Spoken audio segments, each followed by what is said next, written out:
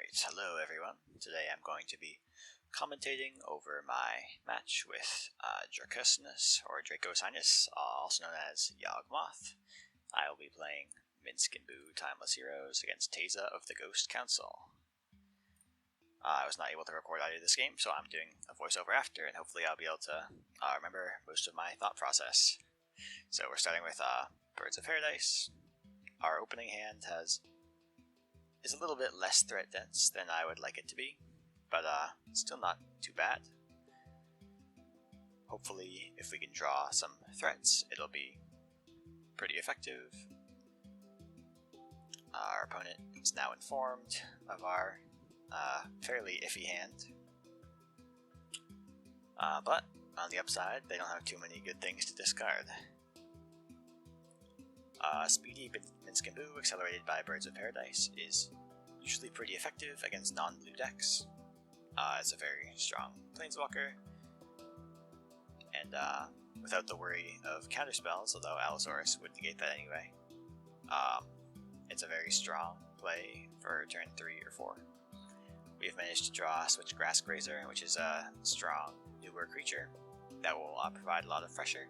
It's also very effective at killing spirits that might come from Teza, so that will negate a lot of the threat there. It's also very good at killing this spirit. So we can crack the fetch to go Surveil. We're probably looking for some type of threats or land, so we'll see. I'd probably be happy with one more land, but you could also bottom a land here. Yeah, so bottoming of that seems fine. We want more threats, because we're going to drop Minsc here, but if Minsc gets removed, we want to be able to keep up the pressure. And we drew another land. So yeah, dropping Minsc and Boo as early as you can is definitely very powerful. Turn 3 Minsc and Boo is very game winning. Switch Grassgrazer here is what I decided on doing. Because removing Selfless Spirit is great. You could argue for both. You could play Minsc and Boo and immediately shoot the spirit, but Switch Grassgrazer will then apply more immediate pressure. If you drop Minsc and Boo, the spirit can immediately swing at it, and although that won't die, it'll be maybe a little awkward. But you can argue for both of them, because if you play Minsc and Boo and then swing with 4/4 Boo, then the spirit attacking Minsc and Boo will mean that you cannot fling the next turn. But either one is probably fine there. And we don't need to worry about counterspells. Like against a blue deck, of course, if they were tapped out, we'd play Minsc and Boo at the earliest possible opportunity, because they could remove Allosaurus and counter us. But we're definitely just developing a very strong board presence here. Even Interrupter is a way to get around Allosaurus Shepherd and stop us from getting Minsc and Boo down. But it'll be very... It doesn't actually increase the cost in the long term. We'll just be able to play Minsc and Boo for 2 next turn, so it's not really too much of an issue. And I think I made a mistake here. I was supposed to saddle the Switch Grassgrazer to remove the Aven Interrupter from blocking, but this worked out fine too, because they ended up blocking the Allosaurus Shepherd, which is not very useful for us in this matchup.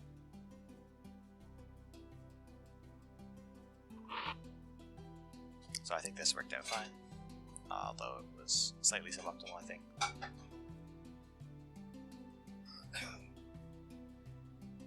And now we can play our Minsc and Boo for a 0, which is nice. Whereas if we had saddled and they couldn't block, then we have to play it for 2. So we can get tons of board presence here and really just run over our opponent before Teza has a chance to try to take over.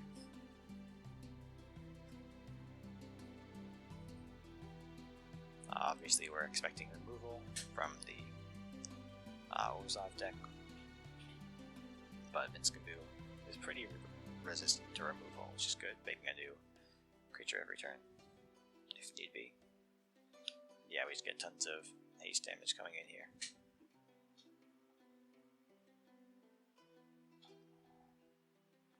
Wildfire Wickerfolk is a very strong creature. 2 mana 3/2 that can be a 4/3 if you have Delirium.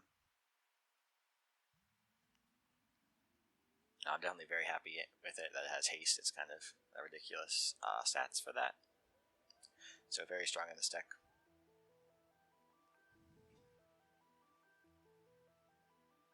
I decided not to play any of our lands, or not to play Skyshell Smashing because I think it's more useful as potential removal, and we can still drop Minsc next turn as long as Birds of Paradise is alive. Like, give me a Fury here, that's one off killing Teysa. But this is a pretty good hand. Once Upon a Time can look to smooth out our curve even more. And Birds of Paradise is nice acceleration. Fear of Missing Out is a funny tech card. You can like do some extra combat shenanigans. And it is possible for the Minsc deck to fulfill Delirium. Usually it's going to be creature, instant, sorcery, land. We don't really have many artifacts that go in the graveyard.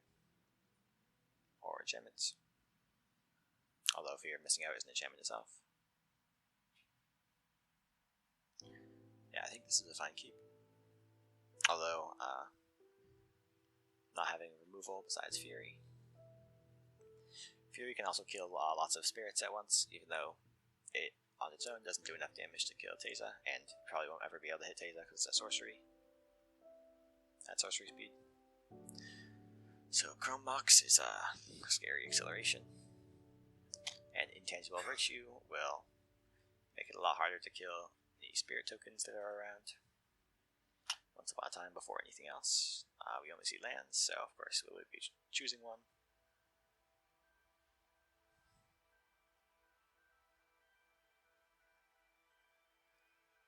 It doesn't really matter too much which one we take, as long as we don't take a mountain. And of course we play Birds of Paradise. Shove Aside plus Fury can do a good bit of damage to remove things. And our Birds of Paradise will be eaten by the portable hole, so we don't get to accelerate Minsc this game. We draw Surik, Elusive Hunter, which is a pretty cool card. Can draw cards when facing removal, or in the interaction at all, basically. We're going to loot away a land to look for more threats.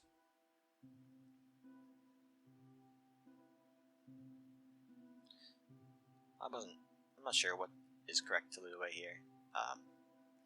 You could do Shove Aside as well, but which might have been better than the land, but I ended up deciding on looting away the land. So we can drop Surik here, or we could cast like Shove Aside, Robber of the Rich, but I don't think we really need Shove Aside. Surik can block Enduring Innocence fine, and FOMO can then swing in. So I think it's just fine to do it like this.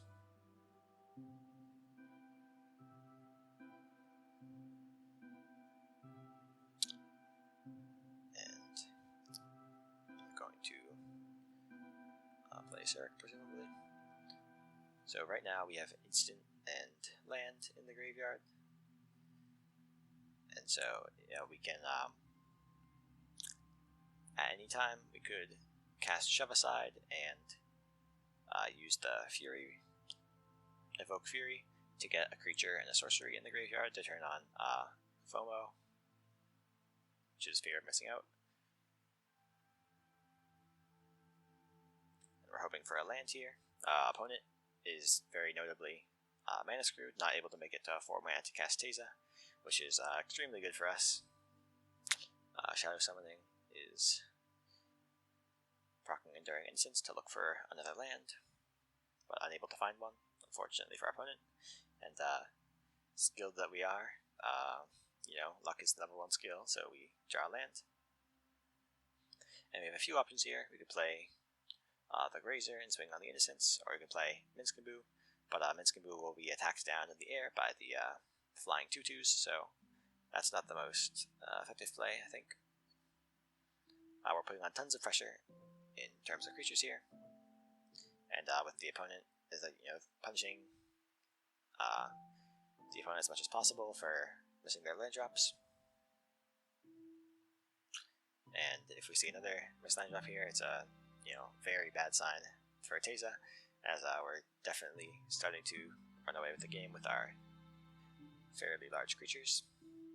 Minsc can also come down next turn.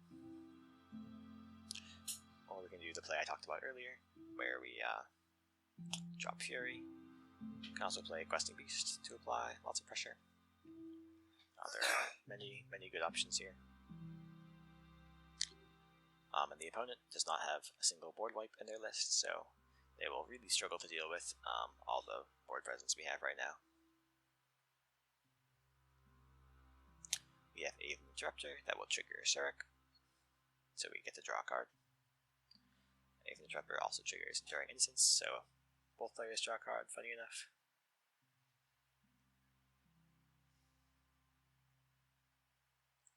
And so we can cast Shumpitostick here if we want to. We can cast Shumpitostick and Fury. And I think that will be lethal with our FOMO extra combat. I'm thinking about it here. Because having Switchgrass Grazer attack twice will mean we get to do 5 damage on each attack because of its 1 damage ping. And so that will be very clear lethal. We're seeing how balanced the Fury card is. Yeah, unfortunately, opponent was unlucky with their land draws and got stuck on 3 mana, which is not ideal for Teza at all. So we managed to win this match 2-0. So GG's to our opponent. Teza is definitely a cool deck. Unfortunate to miss the land drops, but we'll be moving on to the next round of the tournament. Alright, thank you all for watching.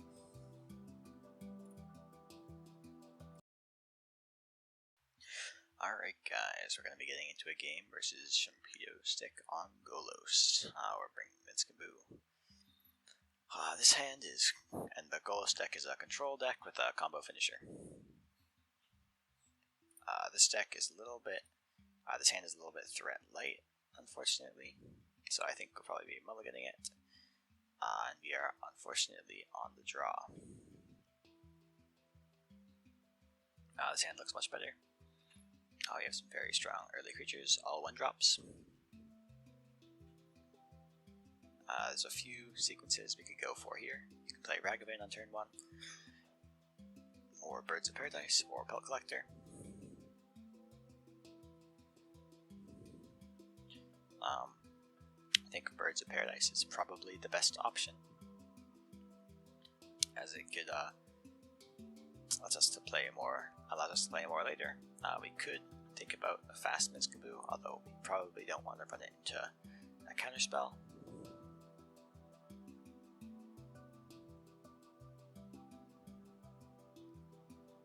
Land situation is a little awkward.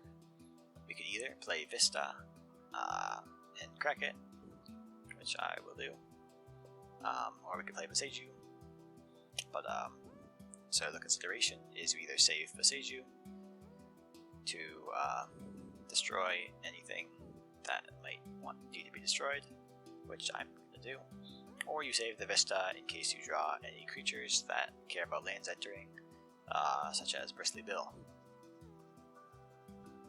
But I'm going to go with holding Boseiju for now, and then we're going to play Birds of Paradise.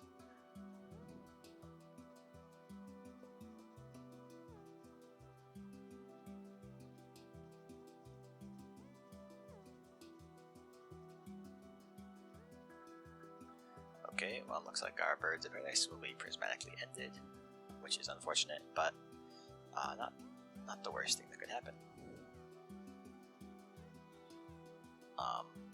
A strong turn 2 is Pelt Collector Ragavan, because Pelt Collector will immediately become a 2-2, so that seems pretty good.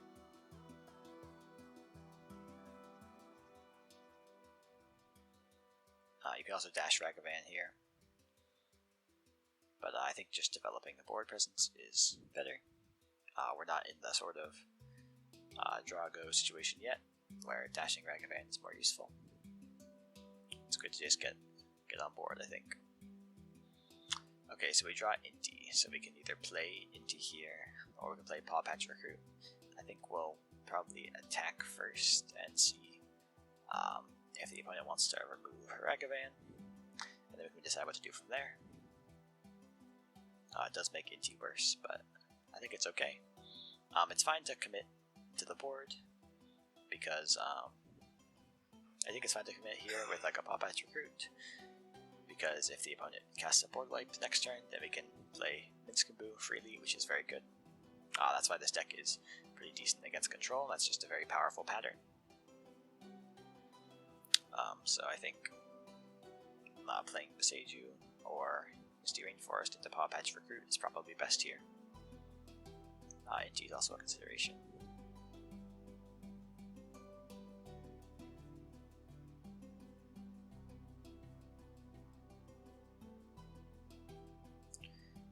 Yeah, I mean, playing Inti post-combat is not really what you want to be doing. So now that we've attacked, it really incentivizes Paw Patch Recruit. Also, we don't want to commit too little to the board against Golos, because if Golos can come down and just be a big blocker and stabilize, then we'll be in a very bad situation. So, you kind of have to get committing to the board, or just not be able to win fast enough. Because if Golos comes down and then Shumpitostick gets a mana doubler, then we will lose the game very rapidly. Because if he untaps with a World Tree activation, the game will be over. So Planar Genesis coming down could be quite annoying. If he's able to board wipe and hold up like Wash Away for Minsc, then he'll be very sad. Could also drop Golos this turn, which wouldn't be the worst, but would blockade us a little bit. Okay, so we see Golos come down, that's fine. Now there's no counterspell up for Minsc, so it's a very nice to be able to resolve Minsc here. We see the World Tree come out. Okay, Utopia Sprawl is a free mana. We'll just play that into Minsc here.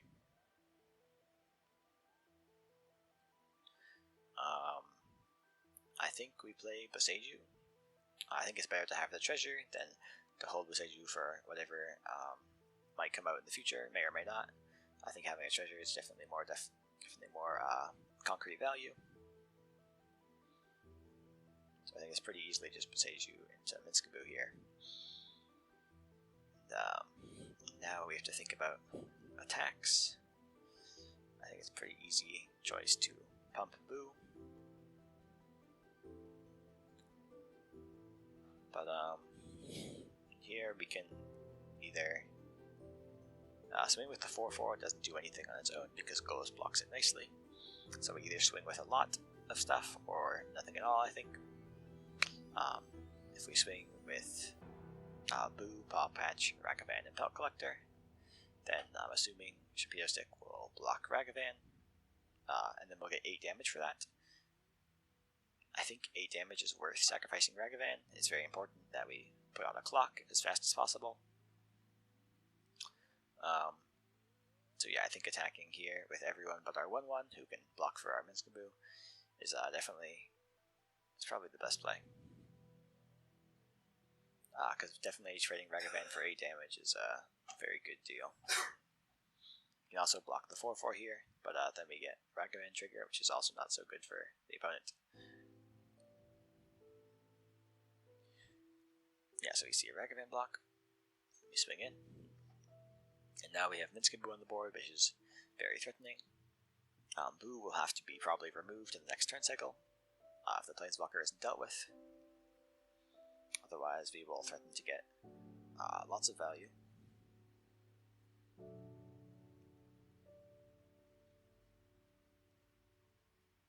Okay, we see a fetch land. If he plays a mana doubler here, like Wilderness Reclamation, we could lose on the next turn cycle. So we need to put as much pressure on as we can.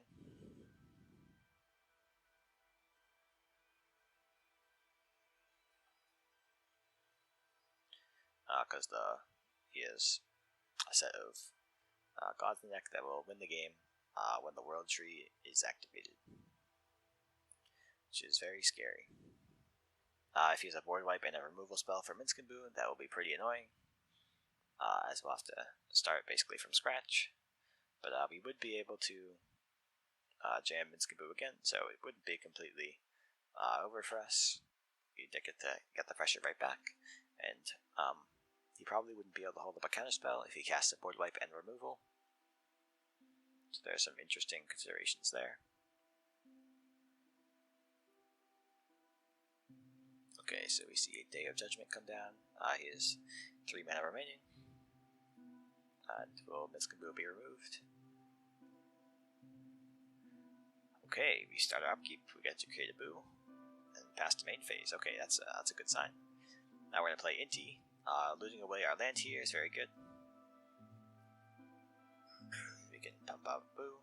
I probably should have ordered it. Pump up Boo first in case he was gonna remove Minsc after he put Inti on the stack, as we didn't have the mana to recast Minsc, which could have been a mistake, but it didn't happen. Okay, so we're gonna loot away a land and pump up our Boo. We're gonna do nice 5 damage here, which is pretty good. Okay, opponent on 7 health. Lethal is on the board, so he needs to do something here. Okay. Get lost. Okay, so we lose our Minsc. So he was probably considering whether to get lost or not at the end of his last turn. I'm thinking he must have a counterspell here. I don't see a reason not to get lost. Well, yeah, I mean, maybe he wants to have mana open when I cast Minsc next. But, yeah, it's interesting. God, Eternal Ronus. Wow, okay. Our Witchstalker Frenzy lines up very well. Very well into the 5/5 body. Yeah, I think we just cast it and go for lethal. He only has 2 mana left, so this is looking pretty good. If he removes Boo, we can just make another one.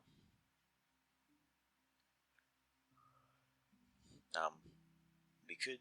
Okay, so we see no more lies, so I think we just have lethal here.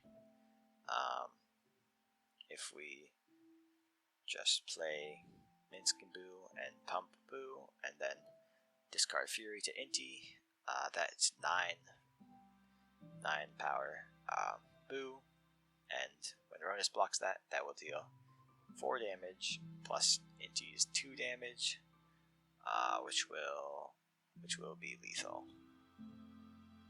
So this should be good, I think.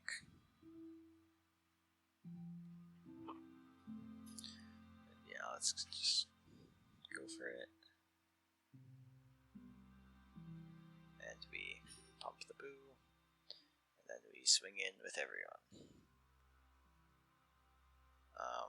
I guess I could have map tokened, but it doesn't really matter. Yeah, okay, that's a good first game. I think we won that on the draw, which is what you like to see. Yeah, nice.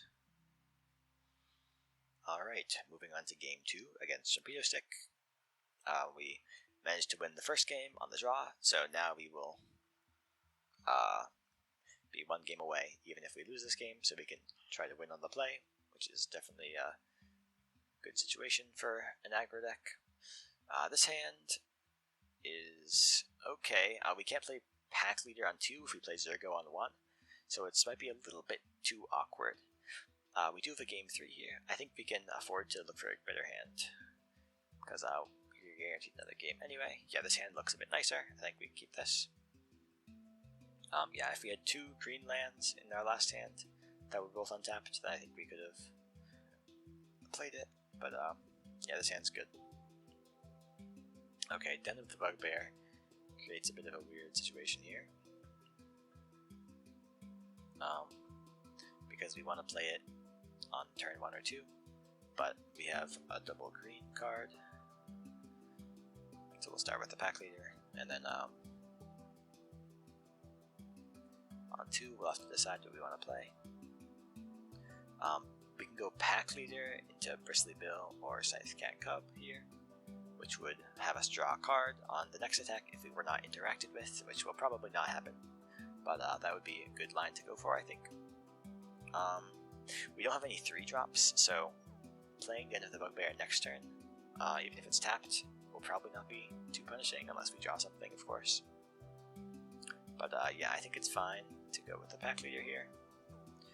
It's always nice to be able to play Scythe Cat Cub and Bristly Bill when you have a land drop to go with them, which we would not here.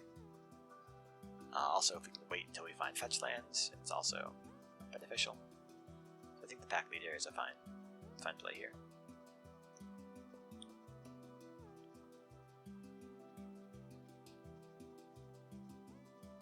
Then Prismatic Vista. We see an island, to seek new knowledge. So we have some hand sculpting going on. We'll need to watch out for board wipes this game, I think. Definitely a cool alchemy card design, seek new knowledge. You know, some alchemy cards people don't like, but I think most of them are pretty cool. Okay, ooh, Flage is a scary one. Yeah, so Flage is going to gain some life. Remove our pack leader. Okay, I guess Birds of Paradise we could have played with an untapped land here. So I think we want to play a land after we play. I think Bristly Bill's better later, so I think we'll go Scythe Cat Cub. And then we'll want to play a land after, and as we don't have a green land to play after, we'll probably just... Well, actually we can do the battle. But I think Den of the Bugbear is good here. We'll be able to play Minsc anyway. And so I think holding the battle to potentially remove Golos or something in the future could be more helpful. Den of the Bugbear is a nice card. Fortunately, Shumpitostick has an island which will slow down the playing of Flage. So that's, I guess, some consolation.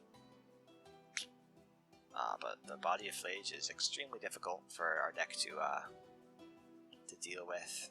6/6 is, you know, taller than our highest damage removal spells, so we'll have to use either 2 removal or some combat, or I guess we can battle him with Boo to trade, so that could work as well.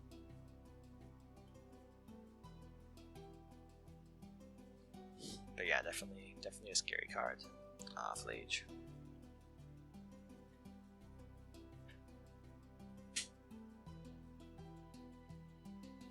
We do have some. Okay, we got thinking. We do have some a few nice threats here. Scythe Cat Cub and Bristly Bill can do a lot of funny things together if they're not. If the opponent's not interacting with them, which they probably will. Given they're on a control deck. Okay, well, we're getting closer to being able to cast Flage. Just need to get some. Opponent just needs to get some cards in the graveyard. Definitely in the think tank here with their 5-card hand. Okay, we see Expressive Iteration played after a land drop, which is a little confusing, but definitely a strong card. It will get stuff for more stuff for Flage. Beanstalk is probably pretty good in the opponent's deck. With having a 5-drop commander. Okay, so I think playing Mountaineer is fine. And the opponent is tapped out for our Minsc, which is amazing for us. I didn't expect that to happen this game. Counter on Pack Leader, counter on Cub. I think it's fine to split up our power, because playing Minsc, Pack Leader becomes a 4/3. With Scythe Cat Cub, you want to balance having your counters on one person versus spreading them out to make removal worse. But I don't think we need to prioritize putting them on Pack Leader, because Boo already has tons of counters, so if we find a fetch land, we can double him. But being able to resolve Minsc is definitely extremely good here. Okay, we have full Flage mana now, and 8 giant damage for Flage. And we see a Sunfall with a Beanstalk trigger. Okay, that's pretty powerful. Fortunately, we have Minsc on the field, which is very resistant to board wipes, and is why this deck is pretty good against control. We draw Brawl, which we can cast. We could Bristly Bill here, or also we can shock in both in Bridgeworks Battle and attack with the end of the Bugbear, which will apply lots of pressure. Opponent is already not so high on life, and so Den could be definitely a good option here. I think I might actually be supposed to do that. Of course, we can play Utopia's Brawl for free, which is why it's a very good card. And I think we can just bolt in the battle and swing with the Den, and really put on a lot of pressure here. Opponent's going to go down to quite the low health amount. We'll see if Flage can save them here.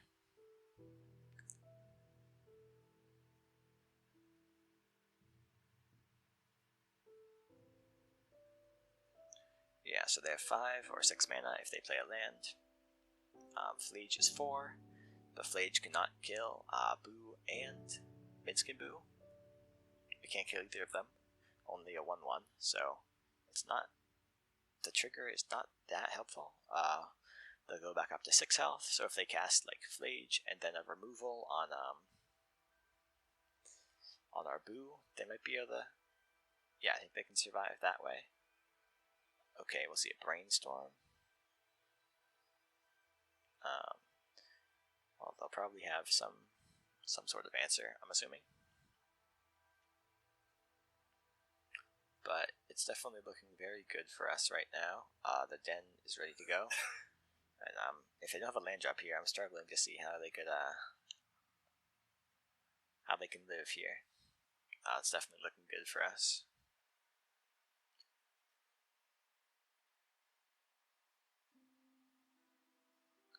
Like if they just play Flage, we can just attack with the Den and easily close out the game.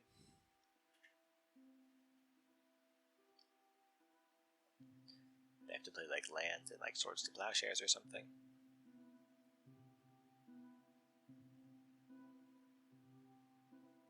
They do seem to be very slow if they have a land drop in hand, so they might just lose on the spot here.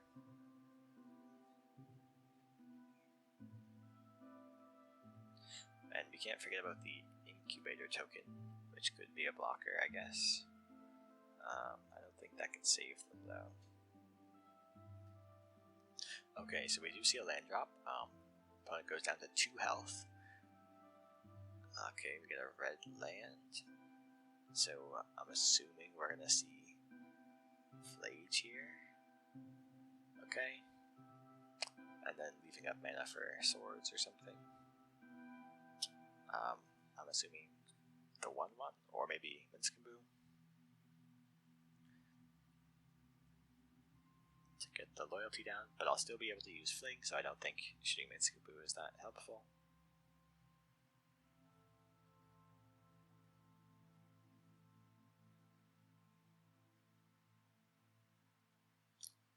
Okay, lots of cooking here.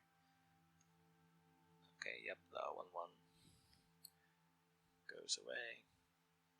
And then we have 1 mana removal. Okay, prismatic ending.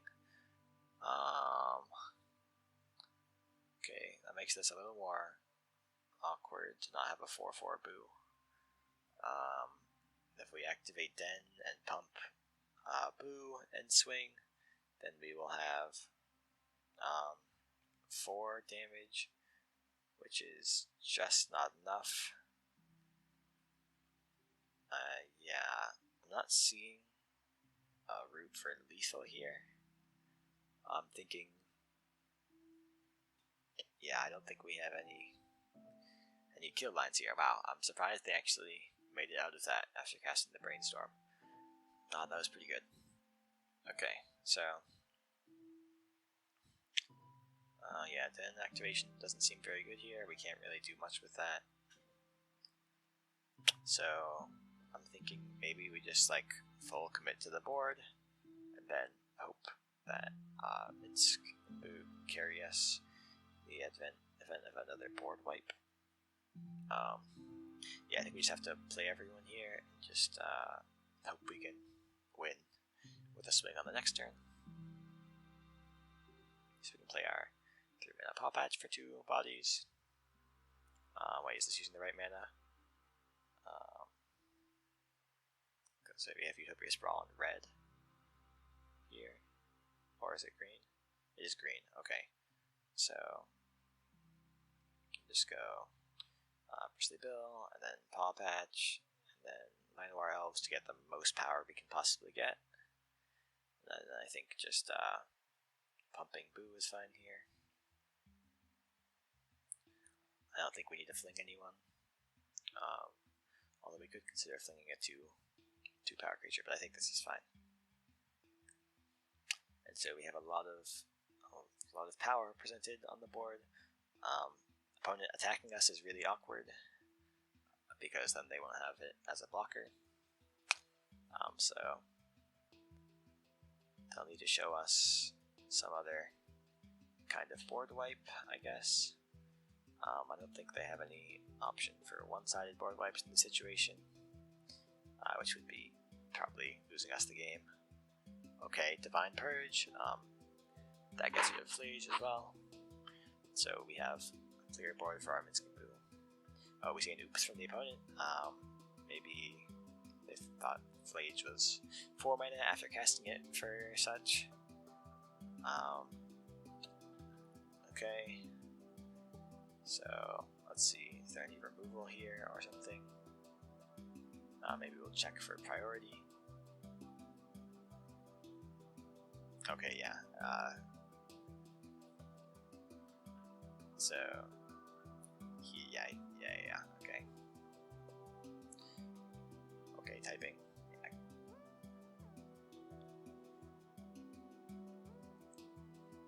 Okay, so,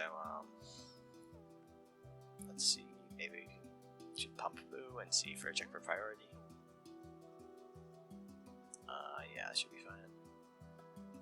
Yeah, okay, so no stick here, so I think we just win the game.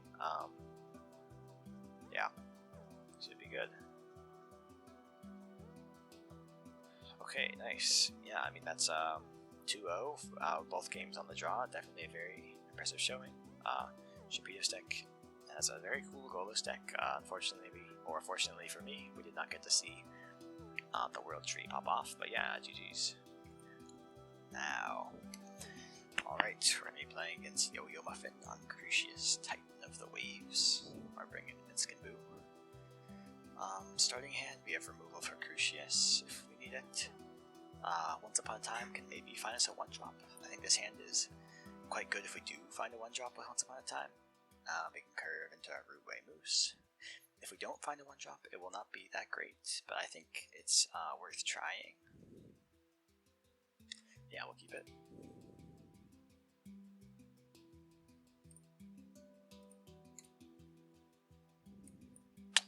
And open for a 1-drop. Okay, very unfortunate that we don't find one here. Our Necromancer can let us cast stuff quicker. Fury is removal. And the Robber of the Rich. We already have effectively 4 lands in hand, so I think we'll be taking a creature here. I don't think we need more removal, and Fury is very slow, so it's going to be either Robber or Necromancer. I think I prefer Goblin and Necromancer here. It'll allow us to cast more things, although Robber of the Rich... Actually, I think we'll try Robber of the Rich here. We're on the play, so we'll have less cards in hand, probably. And,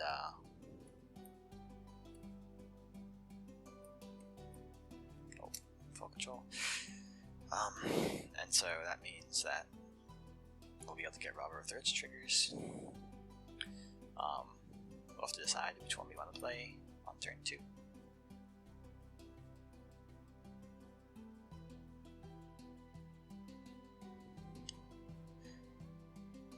I'm going to assume that the opponent has removal.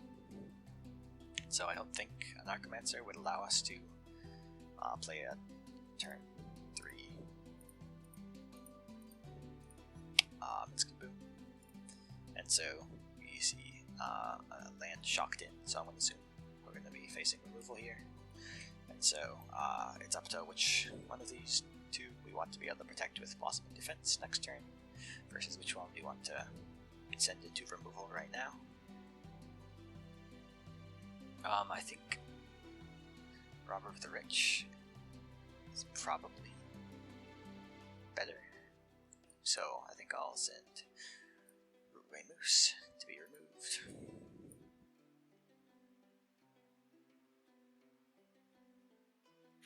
I think getting potential card advantage with Robber of the Rich is quite good. Okay, we say Galvanic Discharge.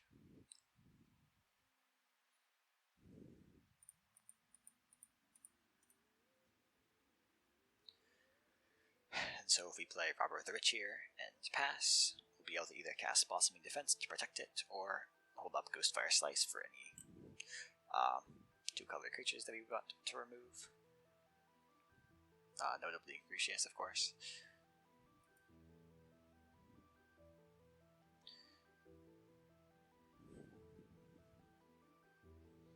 Okay, so I'm assuming we're going to see something played right now, otherwise the opponent would hold up Scalding Tarn.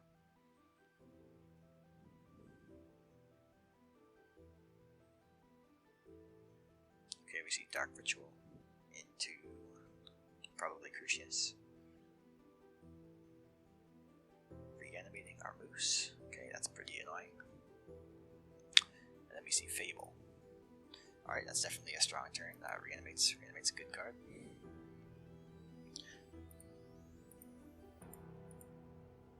Yeah, that's quite the turn too.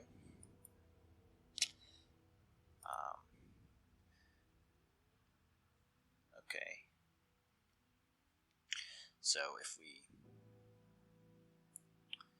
Oh, it's definitely made it a lot harder after that annoying turn. The Moose is a good body against us. So I will play the Arena of Glory. And then we can play Samut and do nothing, because we can't attack into the Moose with it.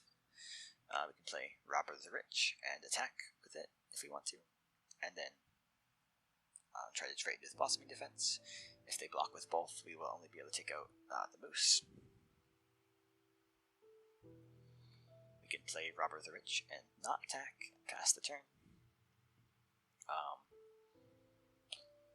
And hold up Ghostfire Slice and Blossoming Defense. I think I'm leaning towards that. I want to be able to use our 1-cost spells. But it's quite awkward here. Definitely awkward.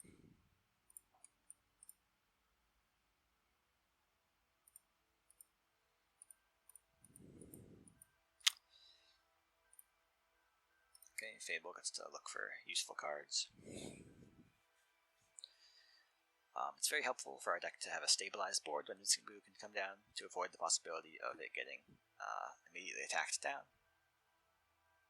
So, if the opponent's board develops too much more, it would be very awkward to play it.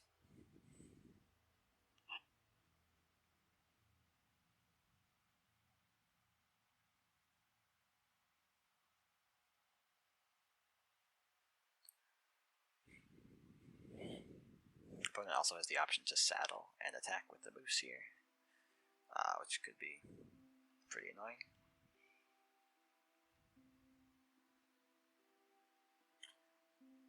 Okay, we see Inti come down. So we are unable to cast Ghostfire Slice.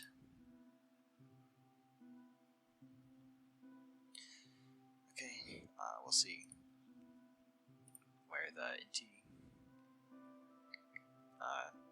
decides to buff.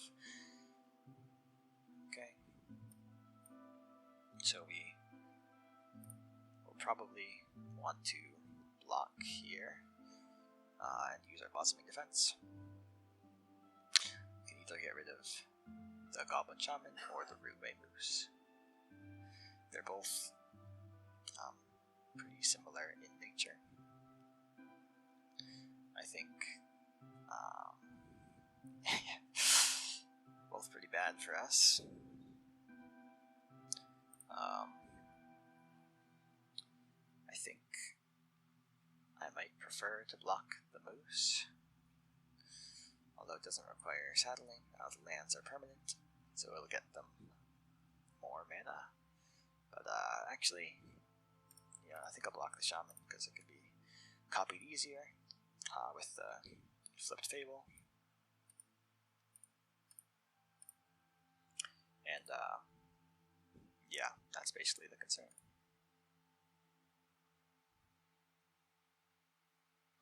Okay, we see a caustic bronco, so opponent definitely has lots of creatures right now.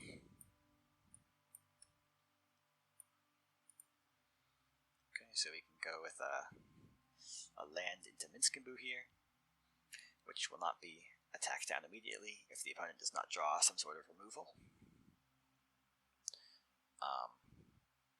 Seems like a good thing to get going. First thought.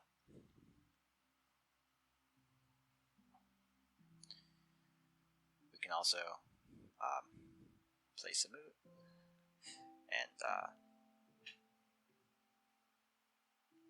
but yeah, I think just getting Minsc down here is good. I think it's fine to take 2 damage for a second green here. I'm hoping that life won't be the deciding factor in this game. For us, I think we might want to cast green cards in the future, especially if we want to be able to use the battle. I don't think we're going to attack with our boo here. I think we want to be able to defend our planeswalker.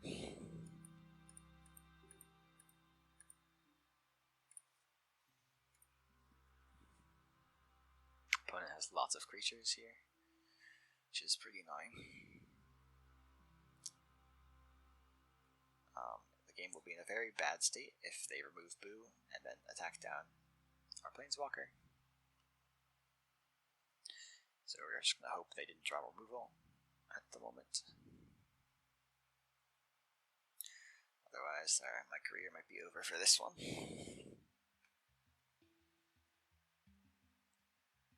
Okay, so saddling up. So I'm assuming we're going to see some attacks here. Maybe discarding their card in hand to Inti to make the moose a 4/4, able to trade with our Boo. Yeah, that's what we're seeing. Okay, we see Blood Moon discarded. And for their free card, they get Shatter Skull Smashing, which can do 1 damage. So we can chump here or block with Boo. Those are really the only 2 options. I think I'm going to block with Boo. Having a 2/2 when their board is all 2/2s is not bad. Notably, Crucius will not be able to do anything with his trigger here, which is helpful. If they decide to develop Crucius right now. Okay. Play land.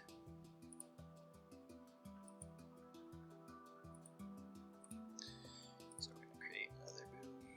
Fury's a very good draw here. You can kill at least 2 of their creatures.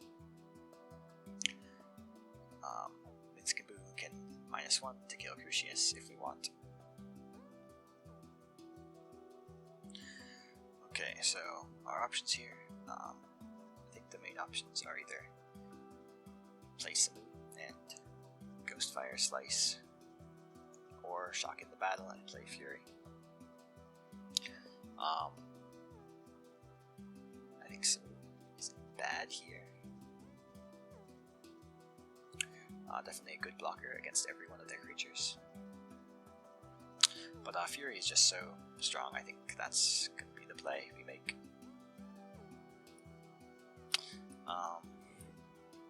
For options with the Fury, we can either kill Crucius in a 2/2, or we can kill 2 2/2s. We're definitely going to cast it.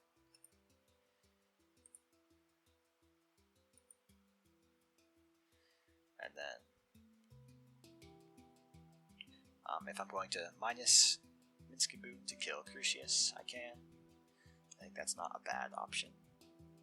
I want to remove Caustic Bronco, and see, I think leaving Kikijiki with no creatures isn't too bad.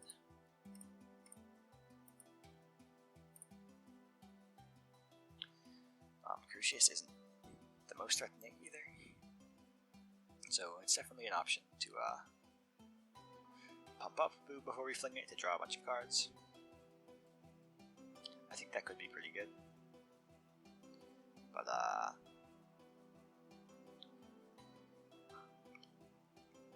yeah, I like that. I think it's fine to attack here.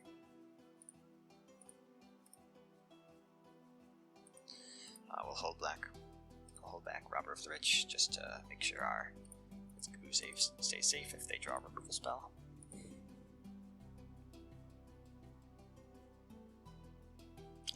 So we can come down and start drawing more cards.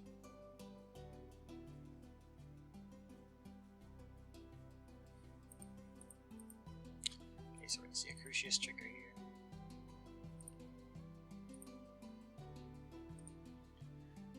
Discard a swamp, so it could get any card. Not really sure what's going to come out.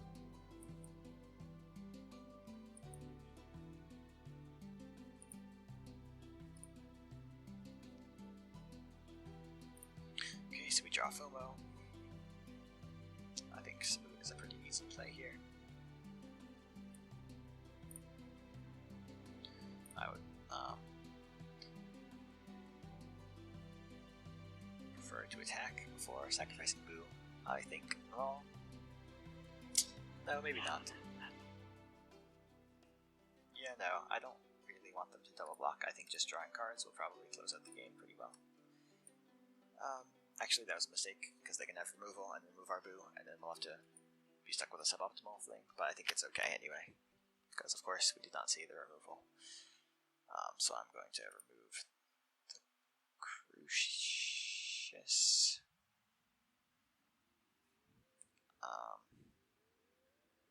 Yeah, it should be fine. I don't think Reflection is very threatening. Notably, our Ghostfire Slice will go down in worth, but it's okay.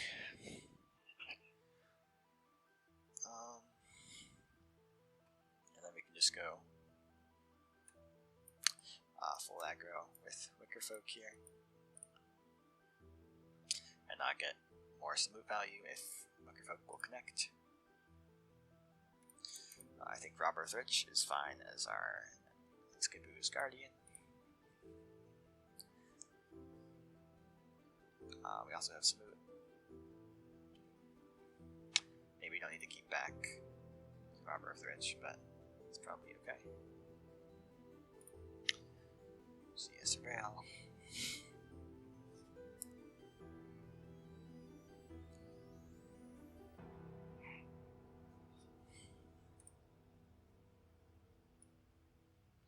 We have instant land creature in the grave, so we don't have any creatures, any other cards that can enable that currently.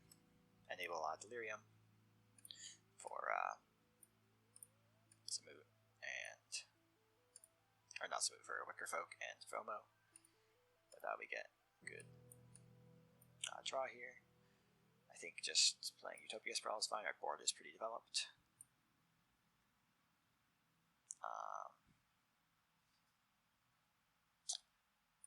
Actually, yeah, sure, we'll play Utopia Sprawl. I don't think it really matters at this point.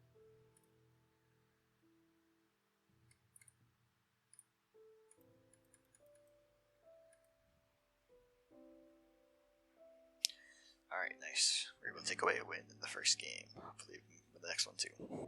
Alright, entering into game 2 against Yoyomuffin's Crucius. We will be on the draw because we won the first game, which was nice. We have a removal heavy hand here with very low threats, which could be a little bit of a concern. Our opponent has lots of cheap, efficient removal, so Kellen will likely not survive, and we'd be relying on Minsc to solo win the game here, which could work. But Crucius will probably be able to find ways to outvalue this hand. I think I'll go for a slightly better one. This hand is not amazing. If they don't play removal in the first 2 turns on Llanowar Elves, we'd have a pretty good curve. And Veil of Summer can do some blowouts, but I don't think this is great.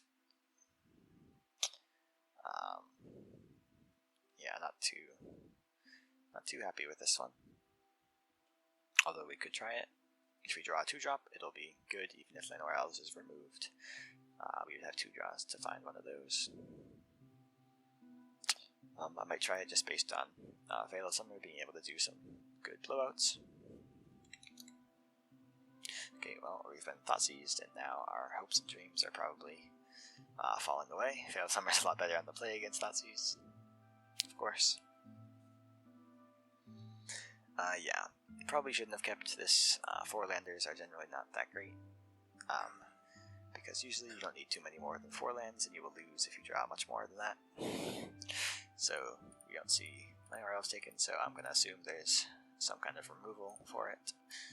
But we have to just play it anyway, I think.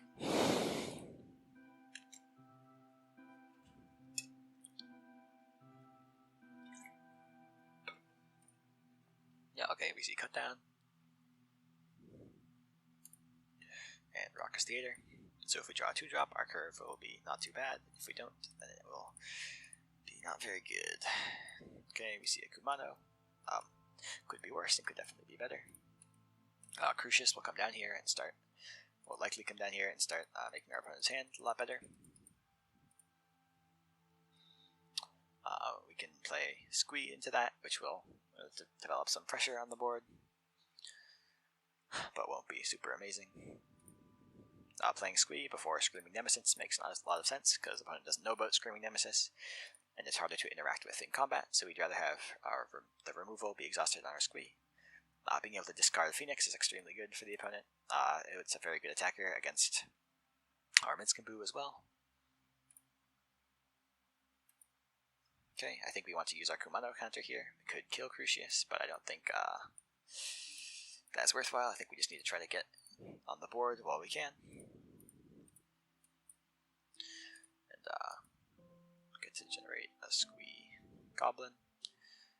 The Goblins can fight the nerfed Crucius pretty well, because he's a 3-1.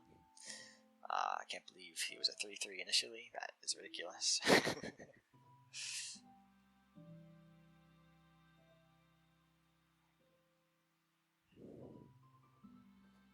Might see removal here on Squee. That would be pretty backbreaking.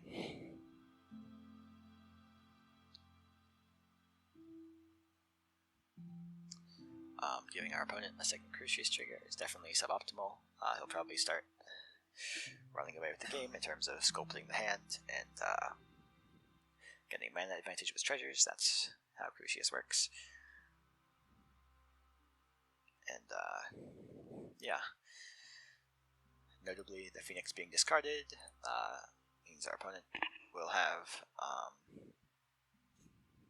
their Beseech the Mirror, so they'll be able to get their best answer in the deck. So we do see Squee traded for Crucius, which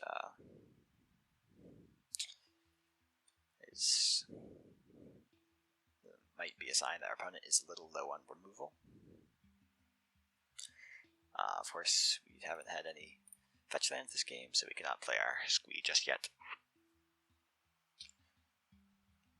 But Squee's replayability makes him pretty good at grinding. One of the few uses our deck has for the graveyard.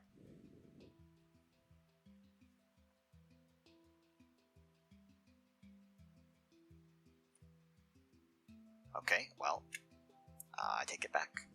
Goodbye, Squee. Definitely unfortunate. Graveyard Trespasser will also give some life swing. We won't be seeing Phoenix yet.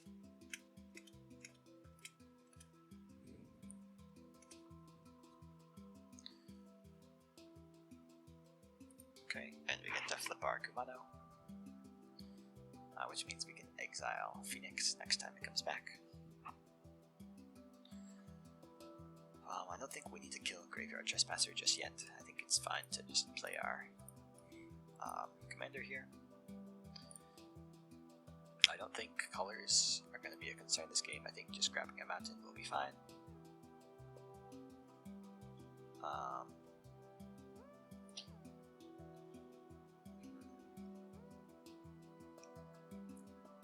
Yeah, that should be okay.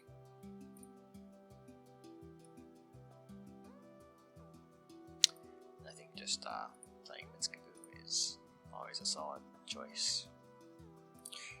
We have plenty of people that can block for our Planeswalker right now, so I think attacking with the Boo is a fine decision. We're not too sad about jumping with a 1-1 if we have to, and etching. And the 1-1 can also trade for the Graveyard Trespasser, although we could be blown out if we double block. And also the etching can hate on the Phoenix, so I don't think that's necessarily what we would want to do.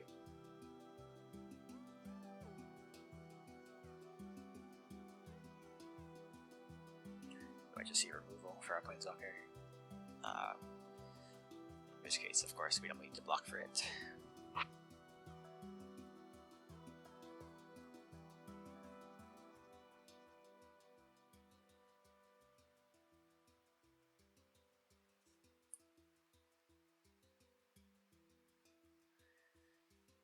Our opponent could also pass to transform the Graveyard Trespasser if they have instant speed interaction they want to cast. It'll be a 4/4, which means you won't be able to shove aside it if we so desire, although I'm already a little averse to doing that because of the ward cost. If we were able to get the opportunity to sacrifice our Boo and fling it at it, that would probably be pretty good. Although it's always scary to attempt that against black decks, as if they remove the Boo in response, then your other options won't be very good, because you still have to sacrifice something.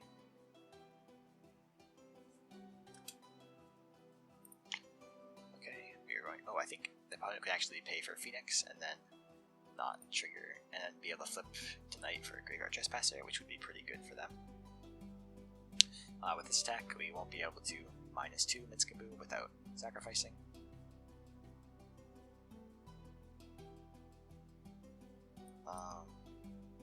Do we want to double block here?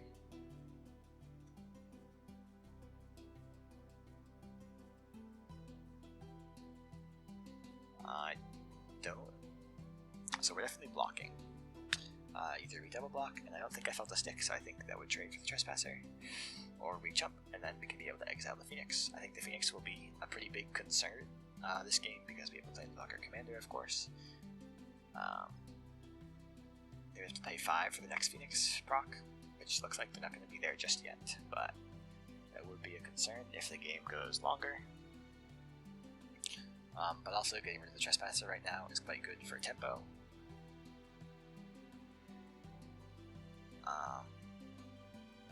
But I think I will just... Oh, this is hard. I think I'll just jump. We will have more 1/1s in the future if we use our Sokenzen.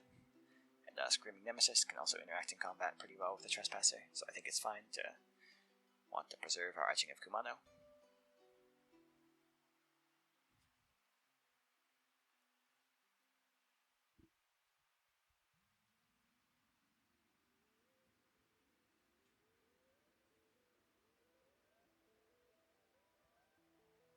Okay, we see Dragon's Rage Channeler come down.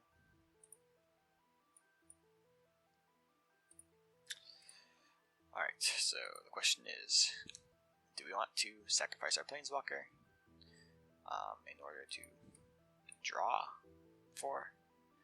And I'm inclined to answer no, especially because we can keep up defenses for it. I think I'm going to right away shove aside the Phoenix, probably. Okay, so I'm going to be inclined to pump up our Boo here. And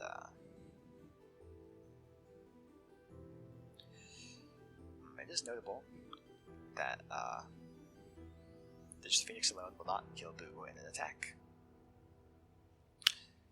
I think it's an easy choice to attack with Boo and hold back etching.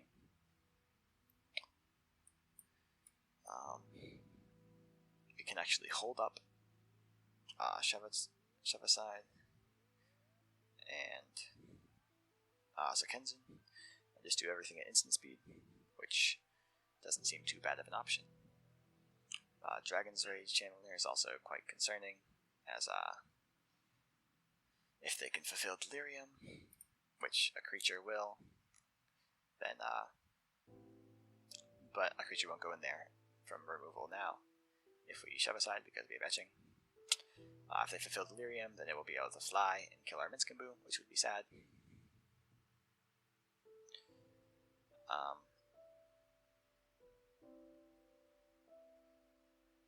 Okay, well, we will pass to end of combat.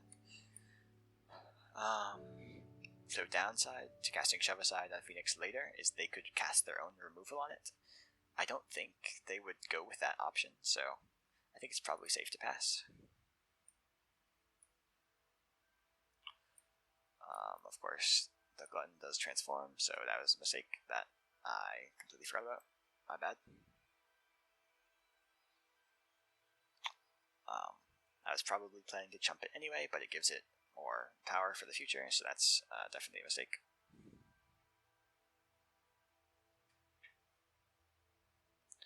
And also it can exile more things, although there are no creatures to eat right now, so that's not too much of a concern for drain purposes. We also, if we use Zakenzen, channel it, we will not have enough lands to replay Minsc in case it does die, unless we draw one, of course.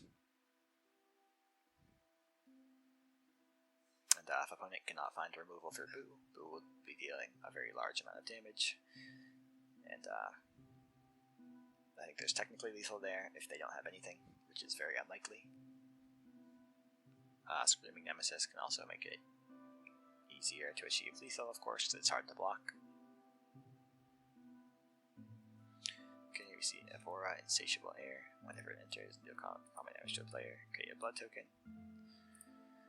So they can use a blood token to get Delirium if they want to. In that case, we could shove aside Dragon's Rage Channeler instead of the Phoenix, in order to keep our Minsc alive.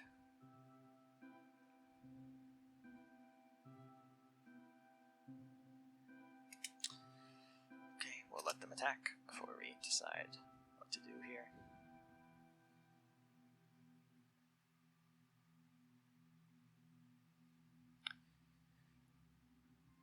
Okay, this is interesting. So this is not Alchemy DRC, so it will be a 3/3 if they manage to pump it up. If they only attack with these two, we can channel Zakenzen, and okay, so we're going to see a Graveyard Glutton attack, not at Minsc, which is very interesting. Okay, that's fine. We're definitely very willing to take 4 damage to the face here. It's not a big concern for us. And we're going to see the blood token to make Dragon's Rage Channeler into a flyer, and the Evora gets pumped up as well.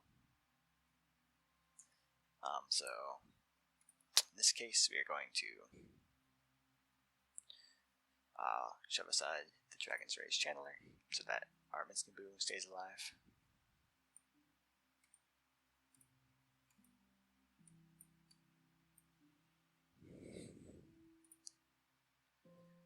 I don't see any reason to block here. I think we're the ones going for lethal.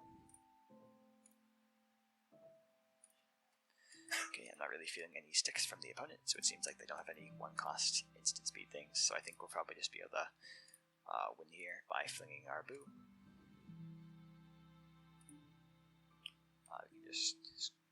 We can't fling our Boo, of course, because we don't have -2, I don't know what I'm saying. But we can still swing for lots of damage. just go all on the trampler. And then we swing. That's a good game. GG's to Yoyomuffin. Crucius is a strong deck, but definitely hard to play into Minsc. Without having counters, Minsc is very hard to deal with and gets tons of value. And yeah, that led us to winning. So GG's to Yoyomuffin. Alrighty. Getting into the finals of the Season 20 tournament against Yoyomuffin's Crucius again. This hand looks pretty good. We have a nice fast start. Let's go to GLHF. I like it. Ragavan first. It's very good. Kumano first is also good, but Ragavan's better.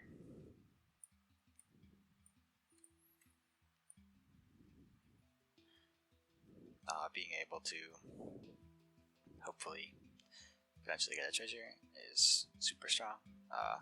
Unfortunately, we do get Unholy Heated. So I'm going to go for Ruby here, as we can't trigger our Seer Slicer Goblin, and then we can play Kumano with Ruby.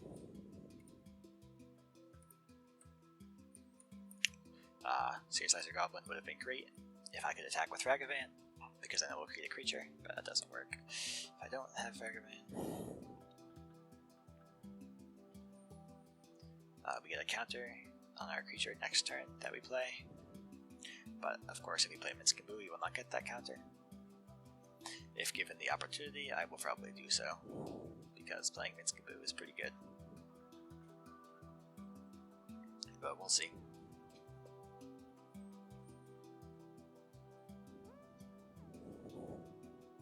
Okay, so we don't have a great alternative. Minsc might be immediately destroyed, so there is an argument to just playing the Goblin. We play Basayu here. Okay, so if we play Minsc and it immediately gets destroyed, we'll be pretty sad, and we'll be less sad if we play the Goblin, probably.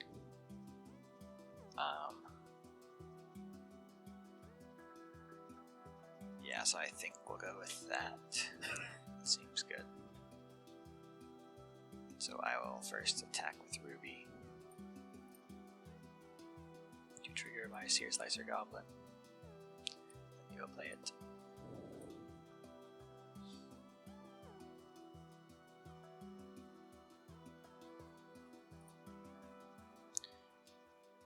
Do not destroy it. So it could be holding up Toxic Deluge, could be saving removal for Minsc, or could be playing Bowmasters. Pretty good card. Kill it with Fury though. If they play Crucius, we could consider playing Fury instead of playing Minsc. However, we see nothing played here.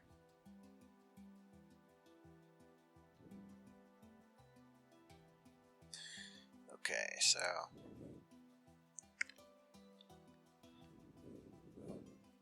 I'm assuming they're holding up removal for Minsc.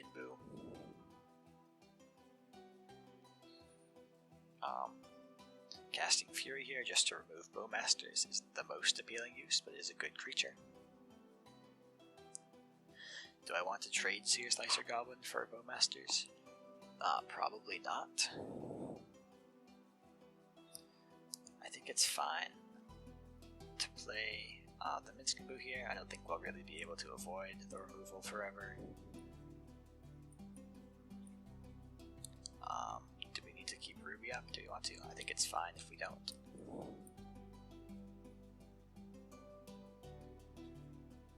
So I'm assuming it's going to be removed in response to the ETB, which is an annoying feature of it, I guess.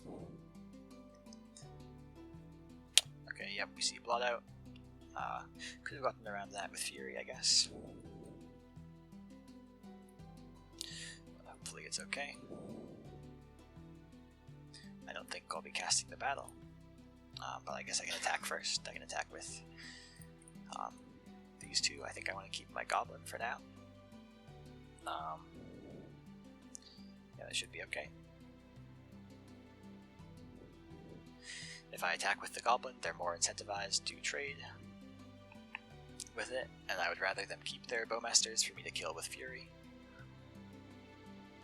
Although I would be fine if they traded for Kumano, because it's not that useful.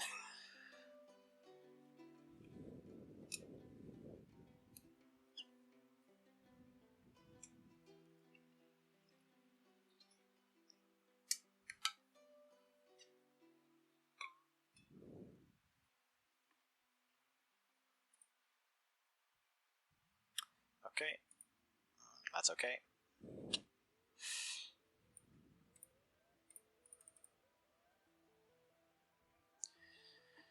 Getting the 1/1s going.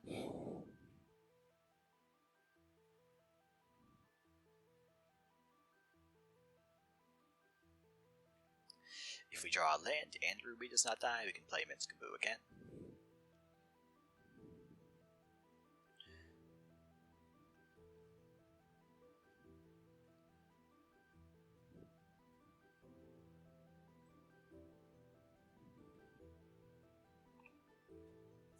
Okay, we see Rahilda. That's... oh, I guess we also get Rahilda. That's a pretty easy kill with Shumpitostick, I think. And then we can play our own Rahilda. We do need to be scared of Toxic Deluge. But it should be okay. Let's think. We could also just not play Rahilda and just swing with everyone here. Oh, we can swing first before we decide.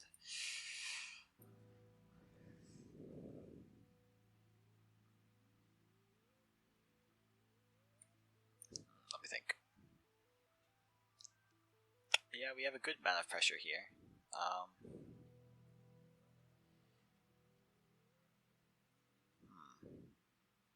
Although them playing Rahilda instead of Toxic Deluge makes me think they don't have it, so do we want to play around the top deck? I don't think so, so I think I'm just going to commit to the board and try to win as fast as possible.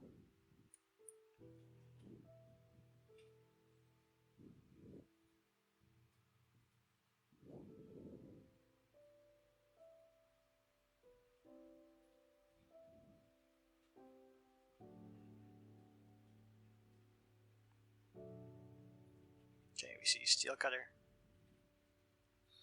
And presumably something to go with it. Okay, Rahilda is unearthed. We can clear these creatures with Fury. It's perfect 4. That should be fine.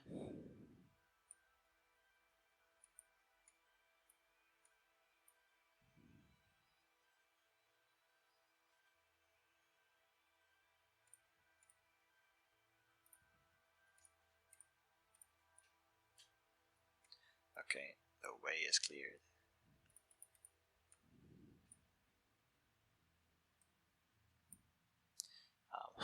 Get a Ragavan, which we cannot cast at the moment. And we have a very large board. And they will have to go down to 1 health if they use Toxic Deluge. And yeah, okay, that's the game 1. Nice. On to the next.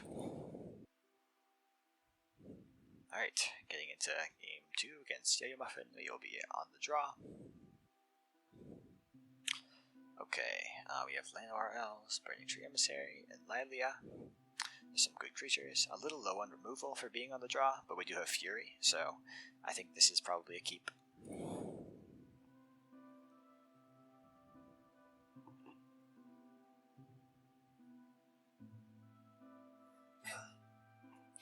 If we draw another land, I can pitch my Shatter Skull Smashing without too many worries. Okay, they see the Inquisition, so either Llanowar or Lilia I would predict is going to go. Yeah, we lose our Llanowar Elves, so now we're a lot slower, unfortunately, which is a little too bad. If we draw another 2-drop, our Burning Tree Emissary can do some good work, but otherwise it's a very unsatisfying turn 2 play.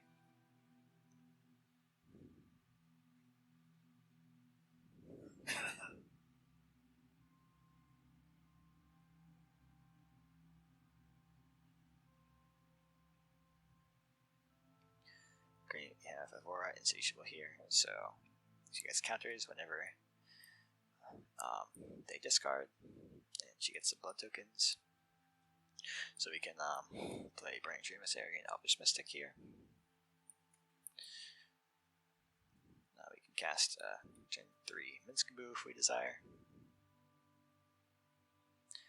In response to Crucius, we could Fury, but they do know about our Fury, so they'll be able to play around it pretty well, probably.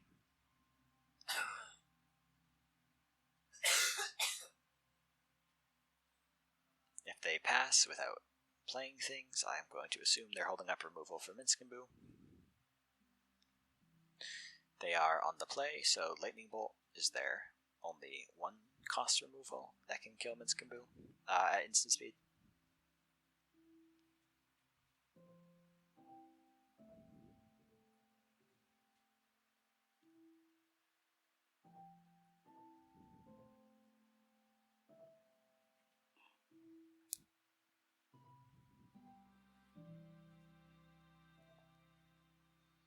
Okay, we see Inti. That means Evora will grow very quickly. They will already be out of range for an initial Fury. The board will be. Kroxa could be quite threatening for us. Do I want to double block here? Probably not.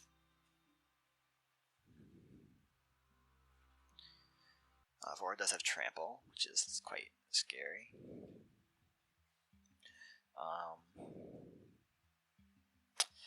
If I don't double block, I can play Minsc and get a 4/4, which is pretty good. Yeah, I think I would prefer to do that. They do have a black land here.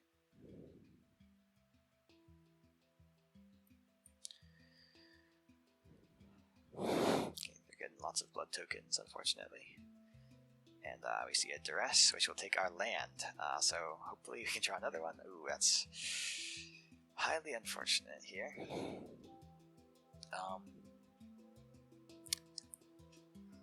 Okay, I'm going to just move to try to draw a land. I don't think I can afford to cast Once Upon a Time because my board will not develop fast enough if I do so.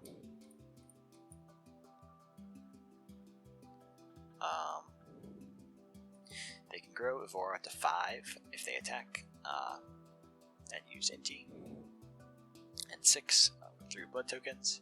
So I think I have to try to. I think I'm forced to cast Fury right now to kill her. Otherwise, she will be too large for me to deal with. They will be close to being able to cast Kroxa, which is quite irritating. But I think I just have to hope for the best.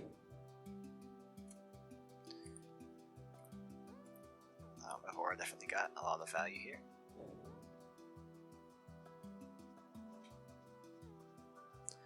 So I can cast Minsc next turn. If Elvish Mystic survives, I can immediately fling Boo at Crucius if I want to.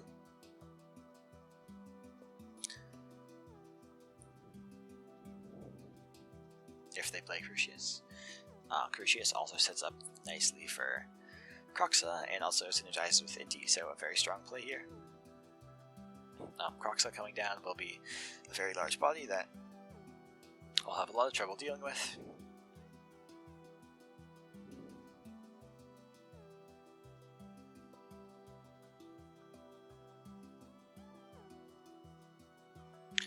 They have 5 cards in the graveyard right now, so anything going into the graveyard will allow Kroxa to come out.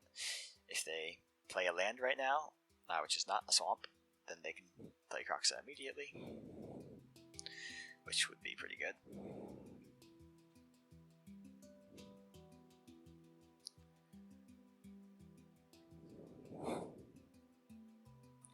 Okay, so we see a swamp and probably Crucius, I would guess. Or they can kill the Mystic. Okay, so they're going to play Mystic and kill the Mystic and play Crucius, and so if I don't draw a land here, or Fable I guess instead, I don't know why they wouldn't play Crucius. Okay, so I drew a land so I can play Minsc anyway. if I attack with Boo, I can draw a card with Samut, which is pretty good. So I think I will just pump up Boo and swing. I think I'll hold back Samut and Burning Tree Emissary. Well, Samut's automatic. But Burning Tree Emissary to be able to block for my Minsc and Boo. Of course, keeping Samut alive is very good. Okay, Lightning Bolt could be quite useful. We might need to do some reaching to try to find lethal here. We can discard Once Upon a Time to Kroxa if they play that.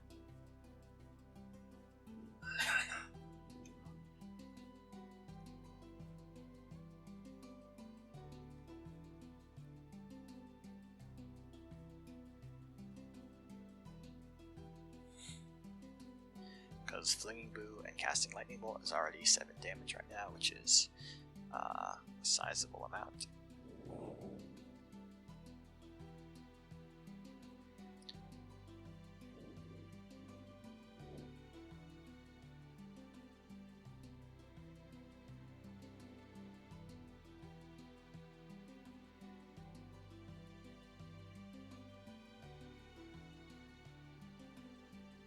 Okay, we see 2 attacks at Minsc and Boo.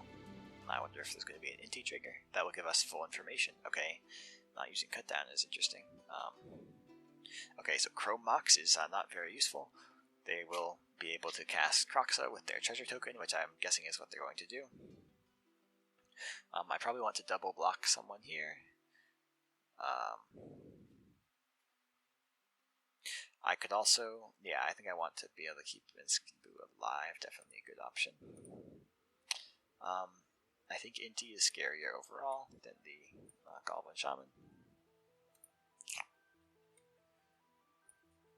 Assuming they're gonna kill my Samut. Yep. Okay, so they will play Kroxa presumably, and then we will see how much damage we can do here. We can get Boo to 1 bigger than Kroxa, hopefully, which will mean they will have to block, or we're going to Lightning Bolt them to death, which they do not know about. But that means the block will not be very good for Kroxa, because 7/7 versus 6/6. Okay, we'll discard Once Upon a Time.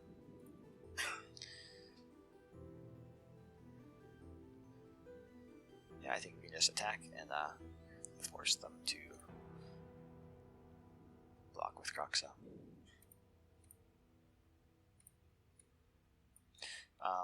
If we attack with both, we can trick them into blocking the 2/2 maybe.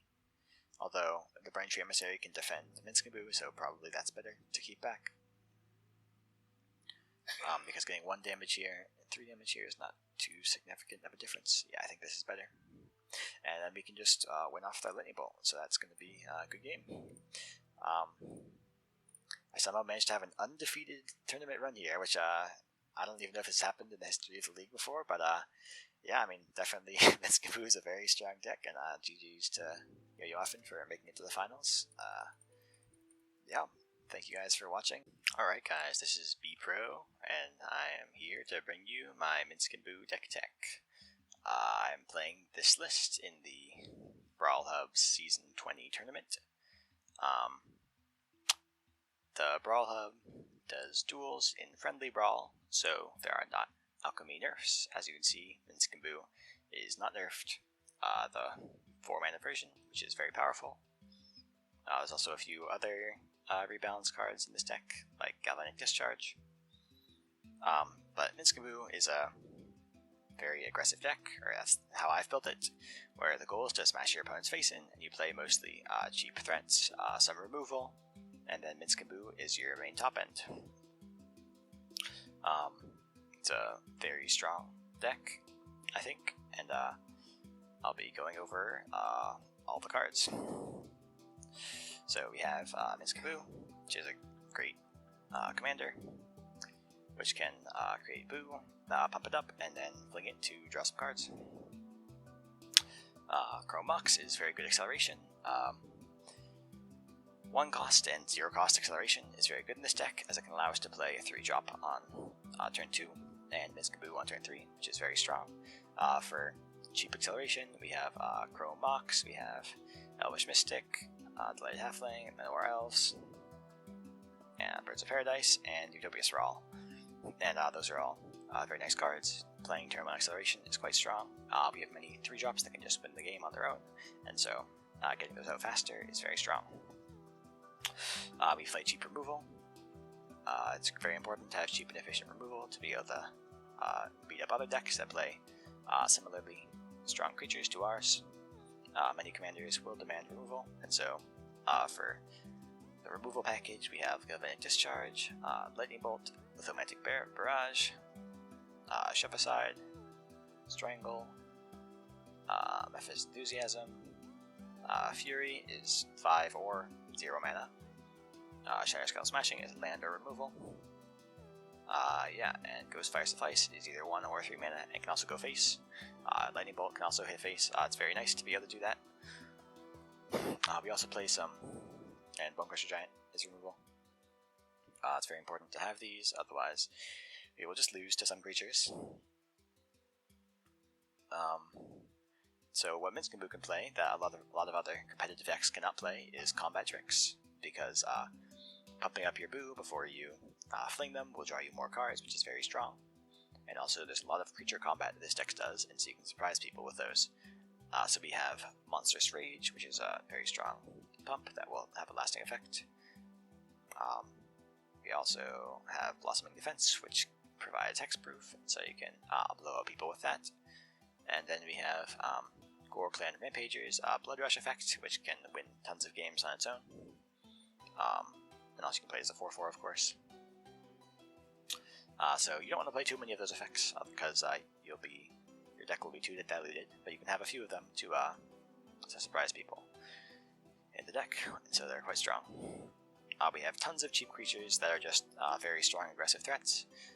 We have Kellen, Kumano is kind of a creature, Ragavan, Zergo is just 1 mana 2/2, Allosaurus makes things uncounterable very strong, Packleader is 1 mana 2/1 or 3/2. We have Paw Patch Recruit, which can be a 1 or a 3-drop, and that's a very strong effect, and Pelt Collector can pump itself up with our other creatures. Okay, and then for 2-drop threats, we have FOMO, which is not the best baseline, but it can get additional combat phases, and an untap, which is very strong. Inti is an amazing card. It can loot your bad cards away while buffing up your creatures. Kari Zev is a nice attacker. It's hard to deal with. Memphis Enthusiasm is a removal that I missed. It's just a strong spell that also pumps up your creatures that you play after, or 1 creature. Rahilda is amazing against control and stuff. If they say go, and become a 2/2 double striker, it's amazing, and I can get card advantage from the opponent's deck. Robber of the Rich is the same. Seasizer Goblin is an amazing curve 1 into 2-drop. It will create lots of goblin tokens generally without being answered. If it's not answered, and it will win the game on its own from that. If you create 5 goblin tokens, the game is probably going to be over unless they board wipe. So a very strong card. Bristly Bill and Scythe Cat Cub are basically the same card. They pop up your creatures on land enters, which is why we have lots of fetch lands. Works very well with those. Once Upon a Time will make your starting hands a lot better if you have it, because it can find you a land or a creature, which most of our deck. Rootway Moose can get lands onto the board, very nice, and it's a nice body. Tarmogoyf is usually just a huge body, very good card, very classic card. Keen-Eyed Curator is our choice of Graveyard Hate that can also become a 7/7 trample.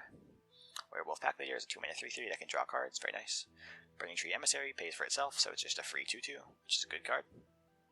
Gallia of the Endless Dance will also draw us cards if we attack with 3 or more creatures, and we don't really care about just going a random card generally, because we have many cards that do similar things. Goblin and Archomancer can lead to ridiculous turns where you play 2 drops for 1, 3 drops for 2, and Minsc for 3, so it's a very good. Ruby Daring Checker is a haste mana dork, and it can become a 3/4 attacker, which is very good. Wildfire Wickerfolk is very overstatted. 2 mana 3/2 haste is amazing, and it becomes a 4/3 with Delirium. Bone Crusher Giant is removal and a body. Detective Phoenix has a very nice bestow effect where you can make a big flyer. Ghost Slice you mentioned, Goblin Razzlemaster. We have a bunch of threats here that can just win the game on their own. Goblin Razzlemaster, Legion Warboss, all create goblins. Very good. Squeeze is similar. And it's also recursive. We have Lilia, which just gets a bunch of card advantage. Very good. We have Screaming Nemesis, which can remove life gain. It's very hard to block or interact with in combat. Sundering Eruption and Bridgeworks Battle are lands that can also do very good things. Sundering Eruption can break board stalls and just win the game by making creatures without flying unable to block. Bridgeworks Battle can be removal. It's pretty effective in this deck. We have big creatures. Surrak, Elusive Hunter, is a strong 4/3 that cannot be countered, 3 mana, and it makes it so whenever your creatures are interacted with in any way, even including on the stack, you will draw a card, which is a very strong effect. Domri Necrophilist can be a fight spell, which is removal, pumps up your creatures, and also adds mana to make your creatures uncounterable, which is very good. Samut will draw you lots of cards. You have tons of haste creatures in this deck, including Boo, and so you'll usually get 2 or 3 card draws with Samut, at least, if he's not answered. Witchtalker Frenzy is cheap removal if you attack, which is very strong. It's 5 damage, is a significant breakpoint. You can remove Teza and other strong creatures like it. Karizev is a strong threat. We play 3 4-drop threats here, really. We don't want too many because Minsc is our commander.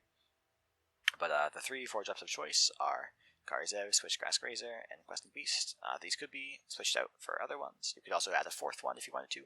Gore Clan Rampager is not really a 4-drop, but you can play him in the late game if it gets a little dicey. And then finally, we have Fury, which is super, super strong, of course.